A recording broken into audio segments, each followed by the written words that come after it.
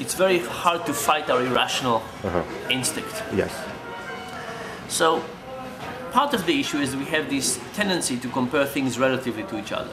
Right? Yeah. We have a very hard time to take a glass of wine and say how much pleasure am I getting this in terms of dollars or any kind of currency. Yeah. So what do? We compare it to something else. Yes. Now, this means that the person who's designing our choice environment actually has big control over us. Yes. So imagine that you go to buy a house and you have a budget of $500,000. Yeah.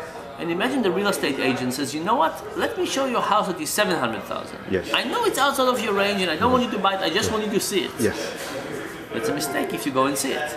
Because all of a sudden you let somebody else decide what you want. What's your environment looks like. And even if you don't end up buying this house for $700, you might spend $600. Yes. Right? It might change things in you. Yes. So if you understand how big the environment has control, in the cases where you have control, you want to limit your environment. I see. In the restaurant, it's harder. Yes. Why is it harder? Because somebody is controlling the environment, and you don't have much. Don't have much saying. Yeah. Now, there's specific things you can learn. So if you read the book, you know that a lot of people buy the second cheapest wine on the menu, and the restaurant puts wine in there that is very good for them. Yeah. But what if, as you mentioned, they add a very expensive option there, trying to lure you into the second most expensive? That's right. So now the question is, how do you make choices that are less relative and more absolute? Yes. And that's a general question about thinking about money. Yes. Okay. So here's the issue. When you come to spend money on something, what you should be asking yourself is, what am I giving up in life for this? You go to buy a cup of coffee, and you say, what am I giving up? And you should be thinking about all the things in life that you might have given up. Right? This cup of coffee could be a movie in 3 years, a book in 4 years, something else in 50 years. Yes. Very hard to think about this way. So what do? We don't think this way, and we make relative choices. Yes. And one solution is to try and bring some absolute measures into it. How do you do that? Yes. You see two dishes. One is $15, one is $25. Yes. And you say, what else could I get in for $10?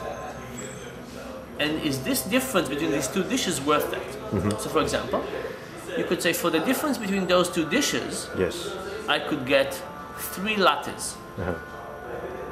Or for the difference between those two, I can get a book. Is it worth it? What would I enjoy more? This or this. Now, theoretically, you should think about all the possible things you could do with $10. Yes. But that's too hard. Yes. So bring at least one thing in, and think about one concrete thing that you're giving up. With small purchases, it's harder. It's easier with big purchases. Yes. You go to buy a car. Yes. It's $25,000. Yes.